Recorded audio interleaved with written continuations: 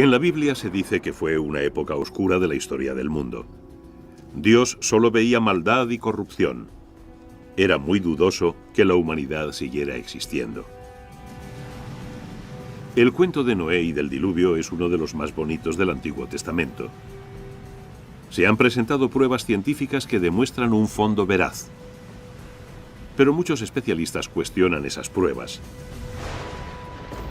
¿Se llegó a dar un diluvio tan poderoso como para erradicar toda vida en la Tierra? ¿Es posible que queden restos del arca de Noé? ¿Qué importancia tiene el monte Ararat y por qué le interesa tanto a la CIA? ¿Nos acercará la tecnología de vanguardia a solucionar los misterios de Noé y su diluvio?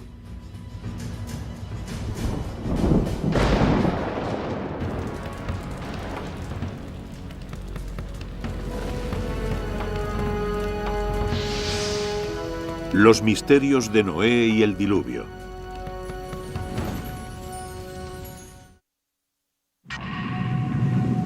A lo largo de la historia de la humanidad han surgido numerosas historias sobre inundaciones cataclísmicas que se llevaban a la humanidad por delante. La más famosa es la de Noé y el diluvio universal. ¿Pero ocurrió de verdad? ¿Y puede la ciencia aportar pruebas que lo demuestren?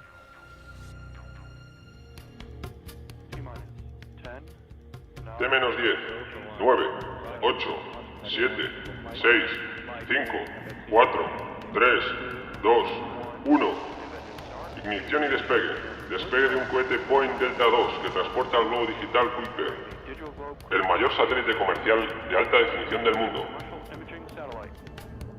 Las asombrosas cualidades del QuickBird han sido requeridas para resolver un misterio de más de 2000 años. Parte de su misión consiste en sobrevolar el monte Ararat, en el noreste de Turquía, de quien muchos dicen que fue el lugar en que acabó el arca de Noé. Tercera fase. Confirmamos el giro en el vídeo. Nos ha salido una separación bonita y sin pegas. Se espera que la captación de imágenes por satélite revele de una vez por todas los secretos que albergan las laderas del monte. El QuickBird es solo uno más dentro del desfile tecnológico que desde hace 50 años examina este remoto y vedado lugar. El 17 y 18 de junio de 1949, un avión del cuartel general de la Fuerza Aérea Norteamericana en Europa volaba en misión secreta de reconocimiento en paralelo con el monte Ararat, en Turquía, a unos 4.200 metros. En el curso de esa misión captaron una enorme anomalía que sobresalía como saliendo del hielo. Es muy rectangular, muy ancha y presenta unos puntos negros simétricos. Hay puntos simétricos en esta anomalía, que muy bien pudieran ser cuevas o algo más interesante. Las fotos de 1949 se tomaron al principio de la Guerra Fría. Aunque su intención era localizar posiciones militares soviéticas, la cámara del B-29 captó inesperadamente una gigantesca anomalía que sobresalía del casquete de hielo del monte Ararat a unos 4.700 metros. Hubo infinitos rumores por todo Washington sobre si la CIA estaba investigando el caso de la llamada anomalía del Ararat. En los siguientes 20 años se siguieron tomando fotos de la anomalía desde aviones y desde satélites. Todas se clasificaron alto secreto. Sin embargo, la CIA nunca ha reconocido oficialmente la existencia de tal anomalía. El monte Ararat está en el más remoto rincón oriental de Turquía, justo al lado de Azerbaiyán, Armenia e Irán. Desde el punto de vista geoestratégico, no es buen barrio. La antigua Unión Soviética queda a unos 18 kilómetros y tienes a Irán a 29 kilómetros. De modo que el monte Ararat ha sido una zona militar restringida en los últimos 50 años. El monte Ararat en sí mismo alcanza los 5.200 metros, por lo que es un pico muy impresionante, muy ancho. En términos de volumen, puede que sea una de las montañas más grandes de la Tierra. Dada la altitud de la montaña, se producen todo tipo de variaciones climáticas según se asciende. Está recubierta de nieve la mayor parte del año, a veces con numerosas capas de hielo. Al pasar los años, se van formando capas de hielo una sobre otra, de modo que buena parte del hielo está formado por capas de hielo que se han ido depositando. Observarán que hay muchas nubes en esa zona. Es una característica bastante permanente. El clima del monte Ararat es muy difícil de determinar y ha sido otra de las características que han impedido que expediciones a gran escala visitaran la zona. A pesar de las brutales condiciones, algunos han arriesgado sus vidas por saber qué había en la montaña. En el 275 a.C., el historiador Berosus declaró que había un barco en la cima del Ararat. Incluso en el siglo XIII, el muy viajado Marco Polo afirmó que había visto el arca de Noé allí mismo. Muchos otros siguieron sus pasos. ¿Por qué se pone la gente a buscar algo? Quiero decir, ¿por qué limitarnos al arca? También hay gente que busca el grial. Hay quienes buscan la Vera Cruz. A la gente le encanta tener algo tangible en lo que puedan poner la mano. Si se pueden encontrar piezas del barco y se pudiera estar razonablemente seguro de ellas en Turquía o en el monte Ararat, estaría demostrado más allá de toda duda razonable que la historia ocurrió. Entonces reflejaría adecuadamente la palabra de Dios. Si pudiéramos apuntar exactamente dónde se encuentra el arca, entonces sabríamos con seguridad que el texto bíblico es un auténtico texto histórico. El primer buscador moderno del arca fue un profesor alemán, el doctor Friedrich Parrot. En 1829 visitó el monasterio de Smyatzin, al pie del monte Ararat. Declaró que los frailes le habían enseñado maderas, manuscritos y objetos originarios del arca de Noé. Su libro impulsó a muchos otros a realizar el duro viaje a la montaña para ver lo que allí había. En 1955, el industrial francés Fernand Navarra, acompañado por su hijo, escaló la ladera noroeste del monte Ararat en busca del arca. Entraron por una falla del glaciar y descubrieron un trozo de madera de 1,5 metros. No se trataba de un tronco, sino de un trozo obviamente cortado con una herramienta. La película de Navarra y su libro El arca de Noé, Yo lo toqué, provocaron una sensación internacional. Pero el descubrimiento se había realizado a más de 300 metros por debajo de la anomalía del Ararat. Y cuando se realizó la datación por carbono, se llegó a la conclusión de que era de los siglos IV o V antes de Cristo, es decir, demasiado reciente para venir del diluvio. La llamada de Dios también ha hecho subir a muchos otros por la helada ladera del Ararat. Mi amigo James Irwin fue el piloto del módulo lunar del Apolo 15. Caminó sobre la Luna y allí recogió muestras. Mientras paseaba por la Luna, se fijó en una piedra especialmente brillante y blanca. Mira eso, a que no sabéis lo que acabamos de encontrar. Creo que hemos encontrado lo que vinimos a buscar. Una piedra, sí señor. Se acercó y enseguida comprendió que esa piedra iba a tener mucha importancia. De hecho, los geólogos la llamaron más tarde Piedra de la Génesis, porque era muy importante. Nos informaba sobre la génesis de la Luna. Jim Irwin me dijo más tarde, te lo juro por Dios, sentí como si alguien, y naturalmente, ¿quién podía ser sino Dios?, me tocara en el hombro y me dijera, mira eso. De modo que se obsesionó con la idea de que la inspiración divina le había hecho fijarse en esa roca y traerla de vuelta. Irwin, que siempre había sido hombre religioso, se hizo aún más devoto cuando volvió a la tierra. Sintió la inspiración de escalar el Ararat para buscar el arca de Noé.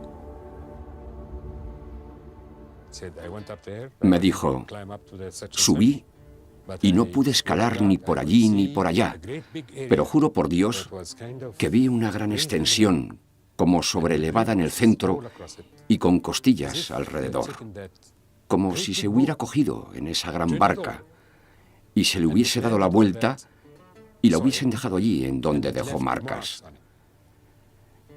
Hizo un segundo viaje para tratar de alcanzar esa zona, pero desgraciadamente se cayó en ese segundo intento y al final murió de sus heridas. De modo que hay gente que cree firmemente en esa idea. Él fue uno de los que tuvieron que ir para demostrarlo. y le costó la vida.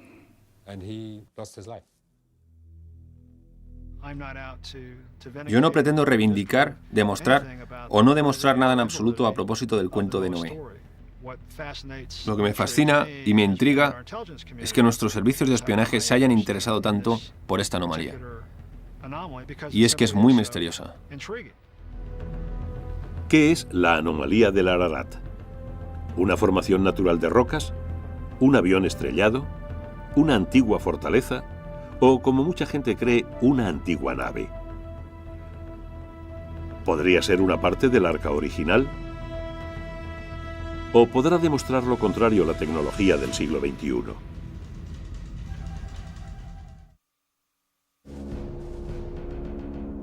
En 1949, durante un vuelo de reconocimiento secreto, un avión espía norteamericano fotografió accidentalmente un extraño objeto en la helada cima del monte Ararat. Las fotografías de la denominada anomalía del Ararat fueron inmediatamente clasificadas como alto secreto. Durante años, el profesor de Derecho Porcher Taylor ha luchado para que se hicieran públicas. Cuando yo era cadete en la Academia Militar de West Point, circuló por los pasillos un informe no oficial, supuestamente de la CIA, según el cual uno de nuestros pájaros estratosféricos había hecho un vuelo de reconocimiento por el corredor turco-soviético. Y lo que vieron eran como 3 planchas curvadas o estructuras que sobresalían unos 10 metros de la nieve y que parecían formar, o al intérprete fotográfico le pareció que formaban, la proa de un barco. Este informe, mucho más basado en rumores que en hechos, disparó una larga y ardua investigación para descubrir la auténtica naturaleza de la anomalía del Ararat. Mis conversaciones, tanto oficiales como no oficiales, con miembros del espionaje fueron muy fascinantes, muy sinceras y muy intrigantes. En respuesta a mi petición, según la Ley de Libertad de Información, el Servicio de Información de la Defensa me entregó 5 imágenes en 1995. Las fotos 2, 4, 5, 6 y 23 de aquella misión en concreto. El Dr. Farouk es uno de los más eminentes geólogos del mundo. Trabaja en la Universidad de Boston y dirige el muy prestigioso Centro de Sensores Remotos. Tuvo la amabilidad de unirse a mi proyecto cuando le pedí concretamente que actuara como analista de imágenes independiente y racional. Las fotos de la Fuerza Aérea eran cualquier cosa menos claras. Se tomaron a distancia y oblicuamente desde un ángulo. Y la resolución cambia totalmente de cuando miras algo que está cerca del avión a cuando lo miras desde muy lejos. Así que no había nada consistente en esas imágenes. Había una tomada desde un lado, otra desde otro, pero no se tomaron al mismo tiempo, con el sol en el mismo sitio, y ni siquiera sabemos qué día o a qué hora se tomaron. De modo que no se podía deducir nada de las sombras y eran totalmente insostenibles, por decirlo así. Dado que era imposible llegar a alguna conclusión con las fotos de 1949, se encargó a Space Imagine, una empresa radicada en Denver, que fotografiara la anomalía del Ararat desde su satélite Iconos, el primer satélite comercial de alta resolución, 1 metro, del mundo. Con este tipo de resolución, aeropuertos, edificios de viviendas e incluso las pirámides pueden verse claramente. Las imágenes de satélite te permiten mirar grandes extensiones de terreno al mismo tiempo y tratar de comprender su naturaleza espacial, la relación espacial entre esos objetos. También te permite diseminar los resultados, distribuir las imágenes a un montón de gente, de modo que muchos ojos se fijen en ellas. Muchos investigadores diferentes pueden dar su opinión, mientras que las expediciones tienden a centrarse en 1 o 2 individuos. Hasta que se lanzó el Iconos, ningún satélite tenía la capacidad de captar el punto concreto del monte Ararat. Pero en octubre de 1999 y de nuevo en agosto y septiembre de 2000, Iconos tomó varias imágenes de la anomalía del Ararat. El área en la que nos vamos a concentrar principalmente es esta de aquí, y vamos a fijarnos concretamente en este detalle al que llamamos el pico del pájaro. Es una zona en la que no parece que haya mucho volumen de nieves eternas. Parece una zona de roca expuesta, que desde el aire parece una cabeza de pájaro. Es lo que hemos estado utilizando como principal punto de orientación para localizar la anomalía del Ararat.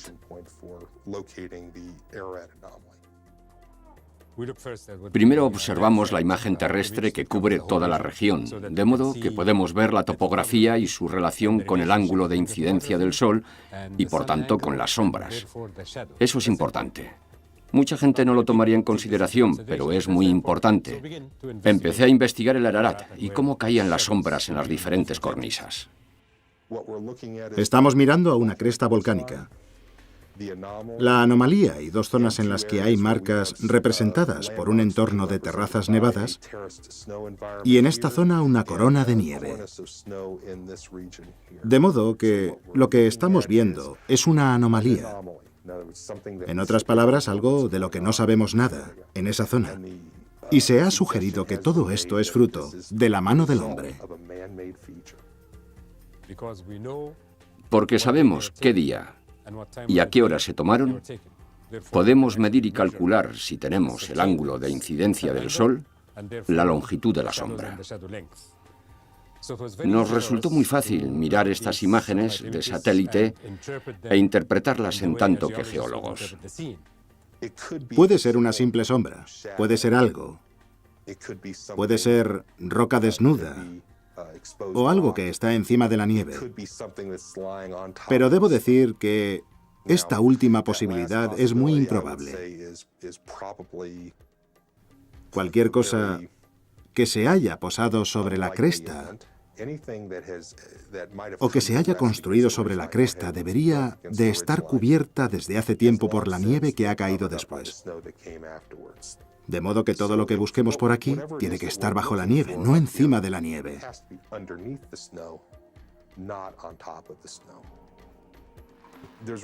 Solo se pueden encontrar dos tipos de materias ahí arriba: rocas o madera.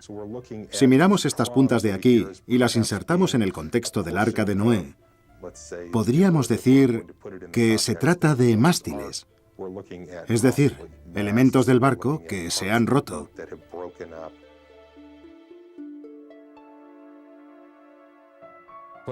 Lo que estamos viendo son juegos de sombras sobre cornisas de roca y sombras de montículos de nieve. Para mí no hay duda. Mi primera impresión, es decir, si alguien me apuntase a la cabeza con una pistola y me dijese que tomara una decisión de inmediato, es que probablemente son de origen natural. Estamos mirando a una sutil interacción entre la nieve, los ángulos de luz, las nubes, la escabrosidad de las rocas, etc. Puede que esté ahí. Yo no puedo afirmar que no esté. Todo lo que sé es que, basándonos en las imágenes que hemos visto, eso no es. Desde 1991, el gobierno turco ha cerrado el acceso al monte Ararat por razones de seguridad. Todo esfuerzo que pretenda revelar los secretos ocultos de la montaña requerirá una tecnología más avanzada. Durante siglos, la fe religiosa predominó sobre la ciencia en todo lo referente al Arca de Noé. Muchos creyeron que la narración bíblica era un documento histórico fiable sobre acontecimientos reales. Pero esta antigua tablilla descubierta en el siglo XIX nos muestra una prueba irrefutable de lo contrario. Demuestra que el cuento de Noé y el diluvio no era el original, sino que fue inspirado por otro cuento mucho más antiguo.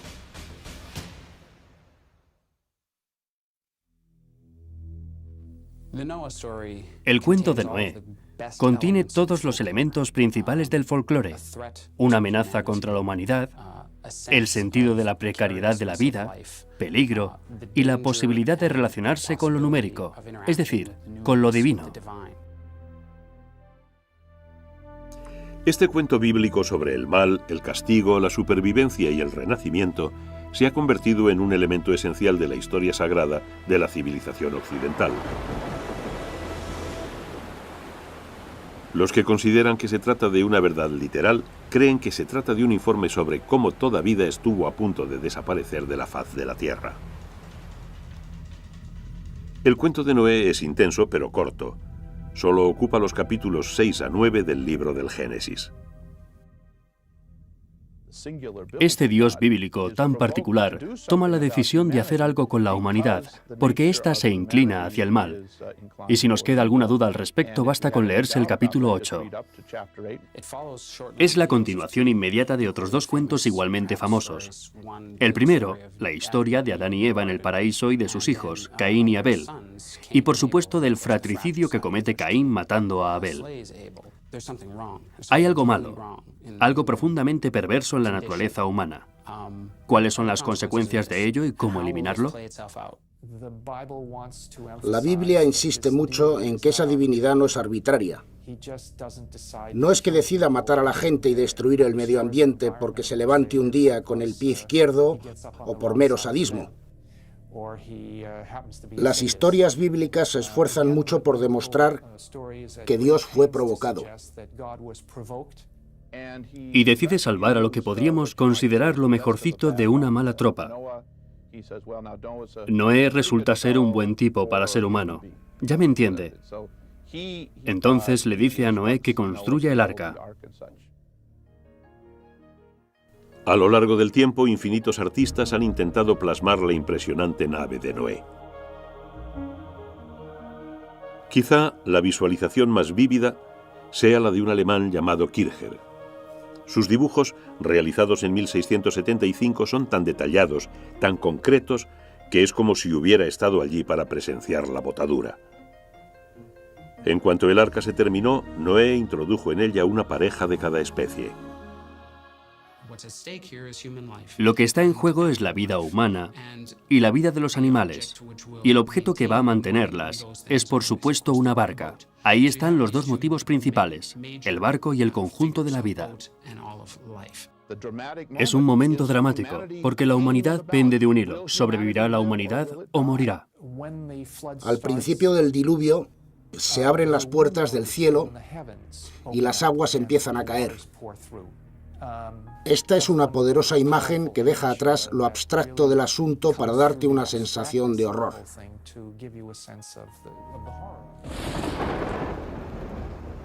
La Biblia dice que pereció toda carne y todo lo que pulula sobre la tierra. Solo quedaron Noé y los que iban con él en el arca. Finalmente varó el arca sobre los montes de Ararat. Noé envió primero a un cuervo y luego a una paloma para encontrar tierra firme. La paloma volvió con una rama de olivo, señal de que las aguas habían descendido. Noé y su familia salieron del arca para saludar a ese nuevo mundo feliz. El cuento de Noé y el diluvio es indudablemente potente, pero ¿es cierto? ¿Dónde, cuándo y cómo se originó? Incluso en su época era un icono cultural, mucho antes de que el primer narrador bíblico cogiera su cálamo y se pusiera a escribir la versión bíblica. Tenía ya siglos de antigüedad. Los retazos de tradición oral son como un mosaico que puede ensamblarse de diferentes maneras.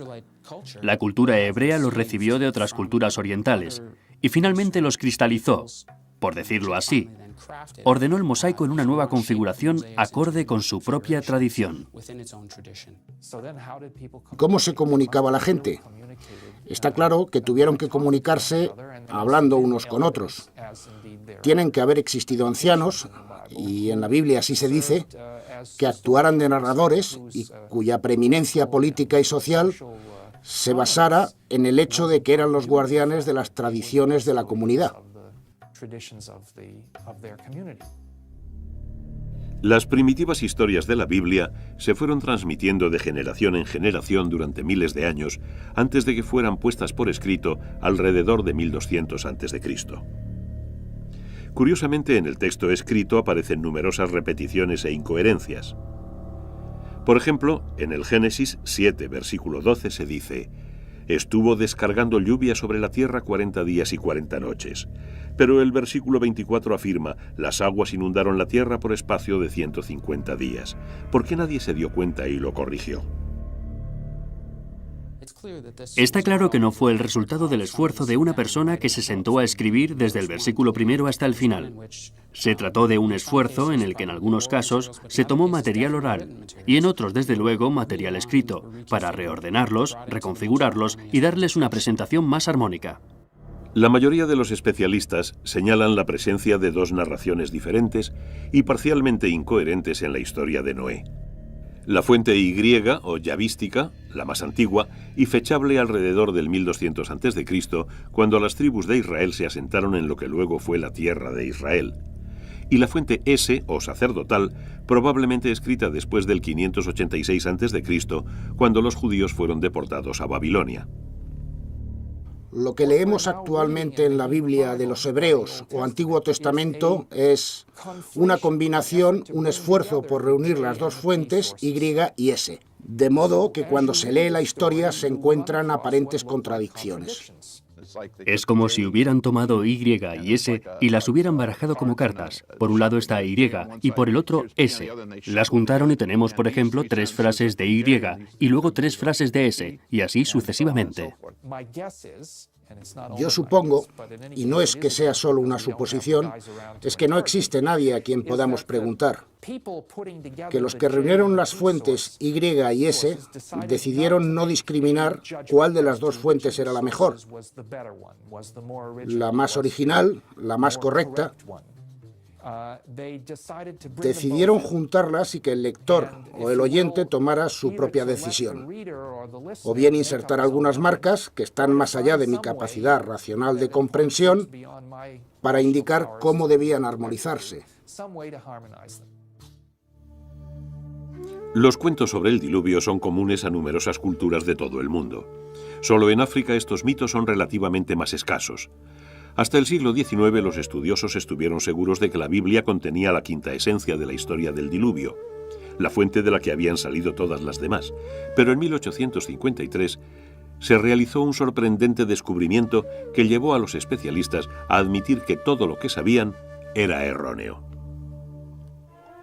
En las ruinas de la Biblioteca Real de Nínive, en el actual Irak, se desenterraron unos 25.000 fragmentos de antiguas tablillas babilónicas. Se fecharon alrededor de 1700 a.C., es decir, unos 500 años antes de que se escribiera el Antiguo Testamento. Las tablillas estaban escritas en una escritura llamada cuneiforme. Cuneiforme significa de forma triangular, y es la palabra que utilizamos para referirnos a la manera en que se escribía normalmente en tablillas de arcilla, en las que se escribía con una caña de junco. Se le dio este nombre porque los elementos individuales de cada signo parecen un triángulo alargado. En 1872, George Smith, un investigador del Museo Británico, se puso laboriosamente a unificar y posteriormente a traducir los trozos de puzzle de las tablillas babilónicas encontradas en Nínive. Una noche, Smith se encontró con un pedazo más grande del que solo una cara era legible. Quedó asombrado al leer la historia de un hombre que construyó un arca para huir de una inundación devastadora, que montó a bordo animales de todo tipo y que envió pájaros para comprobar si las aguas habían descendido. Lo que Smith había hallado era un capítulo de un cuento mucho más largo, la epopeya de Gilgamesh, inscrita en arcilla no más tarde del siglo XVII a.C. Publicó su descubrimiento el 3 de diciembre de 1872 en una reunión de la Sociedad de Arqueología Bíblica de Londres. Al leer y descifrar todo ello, el efecto tanto en el individuo que leía como en el público fue fenomenal, porque aquí por primera vez, y prácticamente al pie de la letra, se encontraba la confirmación de que las historias contenidas en la Biblia también existían fuera de ella. La epopeya de Gilgamesh no fue la única narración mesopotámica sobre el diluvio descubierta por los arqueólogos. Otra historia, la sumeria, está fechada alrededor de 1800 a.C. Una tercera, la epopeya de Atrahasis, se inscribió en arcilla alrededor de 1700 a.C., pero en realidad es mucho más antigua. Todas estas historias cuentan cómo el mundo sufrió tal superpoblación de seres humanos que estos se volvieron demasiado ruidosos y los dioses no pudieron dormir. Para acabar con el ruido decidieron destruir la humanidad. Si se lee el cuento tal y como está escrito y no te informan de dónde proviene, sin duda se diría que viene de la Biblia. Es que es casi idéntico, es muy sorprendente. En muchos sentidos, estas leyendas mesopotámicas están estrechamente relacionadas con las bíblicas, no solo en la idea general de una inundación, sino incluso en algunos detalles concretos. Está la figura de Noé, que reúne a su familia y se sube a un arca, permanece en el arca durante un tiempo mientras el resto del mundo humano, se ahoga y el arca queda varada en una montaña. Hay algunos asombrosos puntos de contacto entre las dos que indican que no pudieron darse accidentalmente. Dependen de una fuente común o de una tercera tradición que ha pasado a ambas. Los parecidos son tan estrechos en términos de estructura general, de estructura episódica. Por ejemplo, el hecho de mandar pájaros para buscar tierra firme. Esto sucede en el relato bíblico y en el cuneiforme. Me resulta imposible concebir una situación en la que estos dos cuentos surgieran de manera independiente. Claro que esto plantea un par de preguntas adicionales. ¿Cuál fue el primero, el mesopotámico o el bíblico? Lo que está muy claro a propósito de las historias mesopotámicas, en particular la de Atrahasis, es que dos de sus versiones pueden fecharse muy precisamente, o con una precisión relativa a principios del segundo milenio antes de Cristo, de modo que no hay duda de que la tradición literaria mesopotámica que incluye estos dos relatos del diluvio es muy anterior a la hebrea. Ahí está el humo del disparo. Con esto hemos descubierto un material mesopotámico, del que sabemos que es mucho más antiguo que la versión bíblica. ¿Historias de diluvio cientos de años, si no miles, anteriores a la Biblia? ¿Cómo es posible? No hay duda de que esas historias están ahí, presentes en tablillas reales y legibles. Y no hay duda de que los pueblos cananeos y luego los israelitas conocían esas historias y sabían que eran buenas, es decir, que abordaban problemas fundamentales. La otra posibilidad en cuanto al Génesis es que fuera una historia incluida en las tradiciones del Génesis durante el exilio, cuando los judíos residían en Babilonia, e indudablemente tenía que haber gente entre ellos que conociera bien la cultura cuneiforme. La existencia de no uno, sino de 4 mitos sobre el diluvio hizo que muchos especialistas pensaran en la posibilidad de que se diera una inundación real sobre la que se basaron los cuentos. ¿Pero existió un gigantesco diluvio? ¿Y puede la ciencia demostrarlo?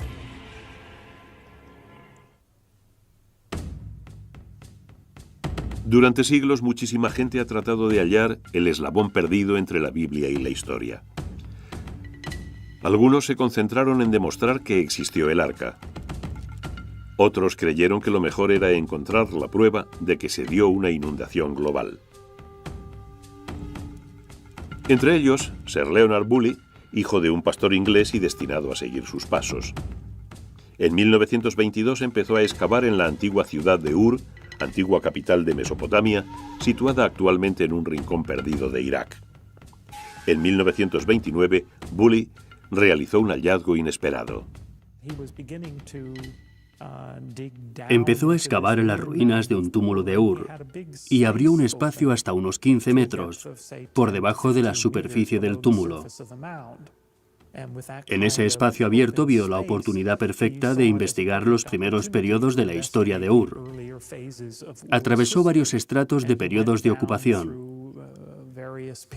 Entonces, llegó a una capa más espesa de suelo estéril. No había nada. Ningún resto de ocupación humana.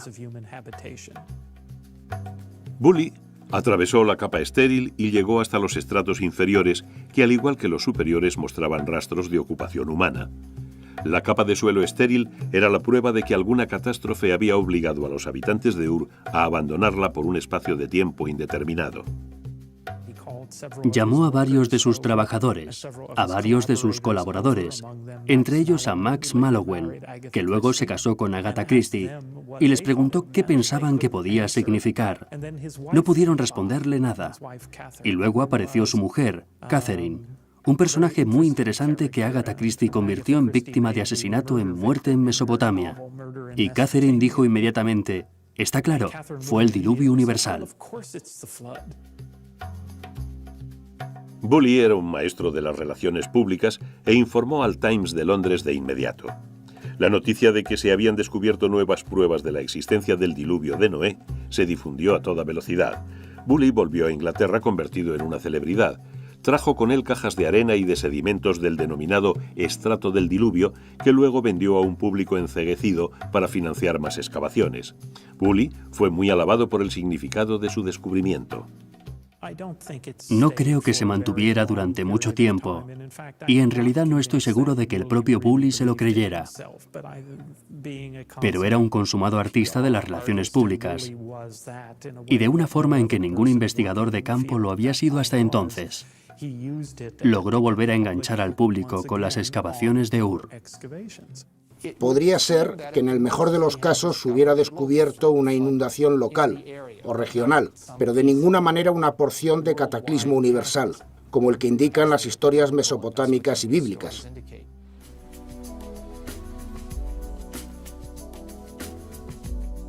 En 1997 se publicó una nueva teoría que cambió por completo la visión que tenía la gente, la prensa y los profesionales del diluvio y de Noé. Afirmaba que hace unos 7.500 años el nivel del Mediterráneo subió drásticamente.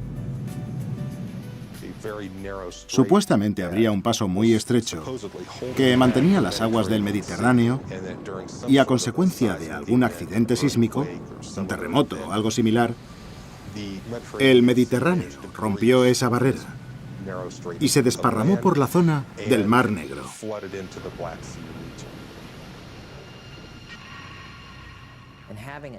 Al romperse, todo se derrumbó y el agua se desparramó por la zona derrumbada. Imaginemos una situación como la de las cataratas del Niágara, pero 10 veces más grande, con un gigantesco flujo de agua inundando el Mar Negro.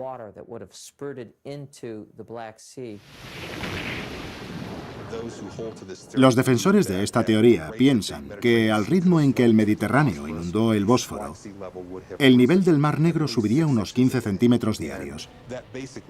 Eso significa básicamente que cualquier asentamiento que existiera en la actual zona del Mar Negro quedaría anegado casi de la noche a la mañana.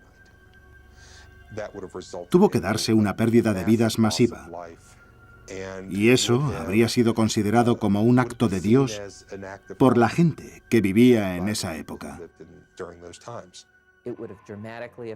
Tuvo que afectar drásticamente a la ecología de la zona, porque está claro que se dio un cambio radical, de un lago de agua dulce a una ecología de agua salada. Eso tuvo que cambiarlo todo. Y probablemente no volvió a sentarse nadie alrededor del Mar Negro durante 1000 años después de la inundación. De modo que fuera una inundación lenta o rápida, lo importante es que cambió por completo la manera de vivir de la gente asentada alrededor del Mar Negro. Posteriormente se añadió que los supervivientes del Mar Negro se desplazarían hacia el norte y el oeste, hacia lo que ahora es Europa, hacia el este, es decir, hacia China, y hacia el sur, hacia Mesopotamia, llevando consigo recuerdos de un diluvio devastador. Si el Mar Negro sufrió una inundación cataclísmica tal y como proponen, tiene que quedar un paisaje sumergido ahí abajo. Gracias a los robots, podemos bajar y echar un vistazo en esa zona. Y lo que encontramos es realmente increíble. Encontramos una línea de playa. Encontramos la antigua costa, con varias colinas y lo que parecen ser lechos de ríos. Encontramos un paisaje completo. Eso le dio credibilidad a la idea de que ocurrió algo que pudo haber inspirado la historia del Arca de Noé. En realidad no tengo nada en contra, desde el punto de vista geológico o geomorfológico, de la inundación del Mar Negro. Creo que el problema surge al vincular esta inundación del Mar Negro con los mitos del diluvio, tal y como se cuentan en el sur de Mesopotamia o en la Biblia. ¿Hubo una diáspora de gente desde el Mar Negro al sur de Mesopotamia? No veo ninguna prueba de ello en la arqueología del sur de Mesopotamia. Uno de los elementos presentes en la investigación sobre el Mar Negro es que en realidad el mundo del Mar Negro es muy diferente al mundo del Oriente Próximo antiguo, y tanto los documentos bíblicos como los cuneiformes que describen la inundación son documentos de Oriente Próximo. De hecho, parten de un modelo diferente y son quizá la prueba de que el Mar Negro no fue el lugar donde se dio la inundación bíblica. Durante miles de años, la gente creyó que el cuento de Noé y el diluvio universal eran, al mismo tiempo, producto de la inspiración divina y un hecho real. Pero hasta la fecha, las pruebas científicas y arqueológicas no sostienen tal afirmación. Y sin embargo, la gente sigue creyendo. La Biblia es un documento complejo que combina la alegoría con el simbolismo y la historia. Pero en cuanto a Noé, el diluvio y el arca, ¿puede considerarse fiable? La búsqueda de una prueba de una inundación tan devastadora que dividiese los tiempos en un antes y un después ha quitado el sueño a muchos estudiosos y científicos.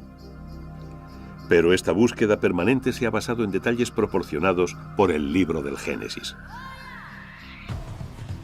Los cuentos de la Biblia se transmitieron originalmente en arameo, se escribieron en hebreo y se acabaron traduciendo al griego y al inglés. Este largo proceso ha servido para realzar los misterios de Noé y el diluvio. ¿Es verdaderamente una historia sobre gente y acontecimientos reales? Cualquier acontecimiento real e histórico que pueda ocultarse tras estas historias está tan profundamente enterrado en el pasado, incluso contando desde el tiempo en que los escritores bíblicos realizaban su trabajo, que es muy difícil hablar de estas historias como historia del diluvio. El peso de las pruebas de las propias historias indica que se trata de cuentos narrados con razones diferentes a las de informar sobre lo que ocurrió en determinado momento. La gente que escribió este cuento no lo escribió meramente por entretener y contar una bonita historia sobre Noé. Tenían un proyecto grandioso y serio. Trataban de definir quiénes eran. Trataban de definir quién era su Dios. En cuanto al diluvio, si se pretende considerarlo históricamente, hay que considerarlo así en otro sentido. Concretamente, hay que fijarse en qué nos dice sobre la visión del mundo, sobre la mentalidad de los escritores que transmitieron la historia. Es más, si usted prefiere, un texto sobre ellos mismos que sobre el diluvio. Hoy en día, la mayoría de los estudiosos concuerdan en que los autores de la Biblia hebrea trataban de realizar una afirmación teológica, que emplearon muy libremente las metáforas y el simbolismo y que no intentaban que sus datos sobre un diluvio universal fueran tomados como una verdad literal. La historia sobre la inundación de Noé no nos llega como un testimonio documental sobre un acontecimiento concreto. Es más bien una reflexión, aunque con gran cantidad de detalles, sobre el pasado, pero no por ello deja de ser una reflexión. Para mí es muy probable que existiera una inundación global y cataclísmica, o que hubiera un superviviente elegido, o que todo ello sea algo más que una serie de bonitos e interesantes datos sobre la relación de la humanidad con el agua y con los dioses. Cuando la gente habla de inundaciones globales, sobre todo en los tiempos antiguos, está hablando de inundaciones que cubrieron la tierra que conocía.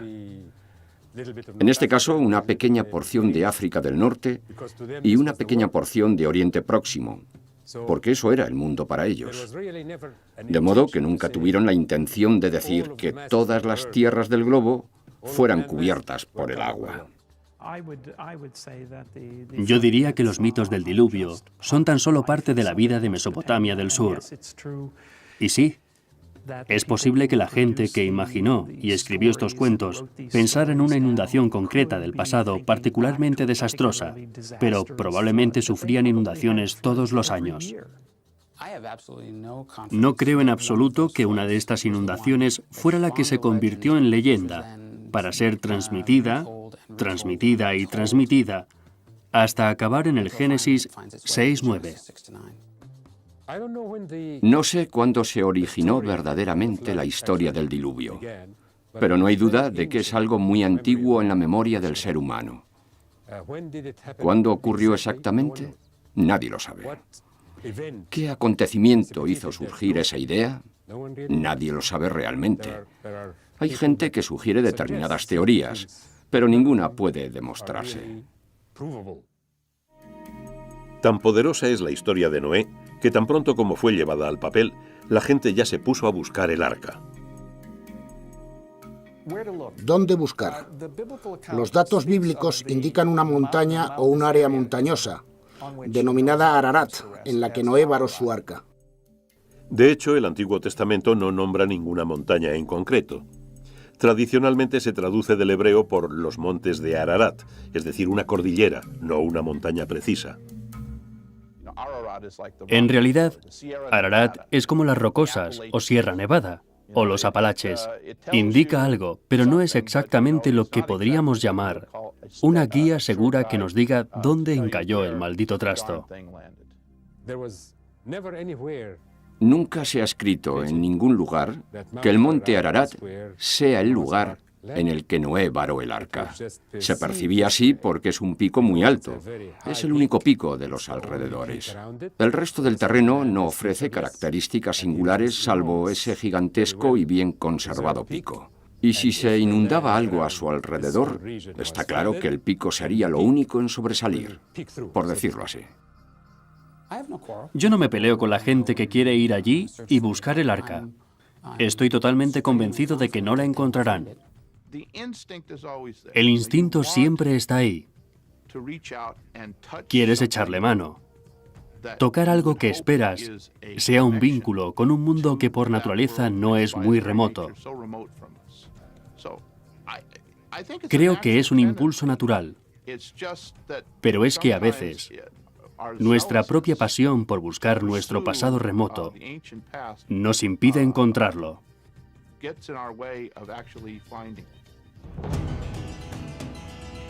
Pero al cabo de numerosos milenios sigue sin existir una prueba definitiva de la existencia de una inundación global, ni de la localización, ni siquiera de la existencia del Arca de Noé. A pesar de su avanzada tecnología, las fotografías de la anomalía del Ararat, tomadas en 1999 por el ICONOS, no son concluyentes. Los especialistas que estudiaron las imágenes se encuentran divididos en cuanto a su auténtica naturaleza. Puede que algún día satélites como el QuickBird, con su asombrosa resolución de medio metro, revelen la verdad sobre la anomalía del Ararat. ¿Pero revelará algún día la historia de Noé y el diluvio todos sus secretos? Los estudios sobre Mesopotamia están en permanente estado de cambio. En cierta forma espero que siempre quede algún elemento misterioso. Eso es lo que nos hace seguir investigando. No creo que sea posible comprender totalmente, completamente, absolutamente nuestro entorno. Es el viaje lo que merece la pena, no tanto el resultado final. Esa búsqueda es parte de la exploración de la Tierra, de nuestro conocimiento del entorno, de nuestro país y nuestra región, y todo eso está muy bien. Es estupendo.